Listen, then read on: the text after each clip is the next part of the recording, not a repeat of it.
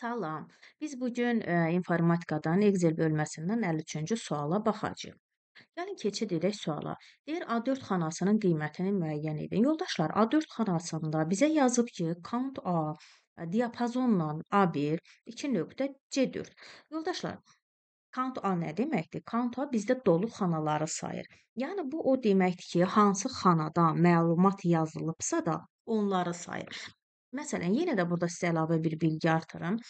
Bəzi yoldaşlar tutaq ki, ənd sözünü deyir. Ənd sözündə 3 dənə hərf var. Deyir müəllimə, bunu da 3 olaraq sayacağıqmı? Məsələn, kitab sözündə 5 hərf var. Bunu da 5 hərf olaraq qəbul edəcəyikmi? Yox yoldaşlar. Sadəcə bizim üçün xananın ümumi daxilindəki məlumat sayılır. Da o demək deyil ki, xana daxilində orada sözdə 5 hərf var və yaxud da 3 hərf var, biz bunları sanamalıyıq. Və yaxud da orada 2 rəqəmli ədəd yazılıb, 3 rəqəmli ədəd yazılıb. Bunlar önəmli deyil. Əsas odur ki, o xanada məlumat varsa bizim üçün artıq istifadə olunmuş xanadır. Ona görə də dolu xana sayılır və count A bizdə dolu xanaları sayacaq. Yəni istifadə olunmuş xanaları. Gəlin baxaq görək neçə dənədir.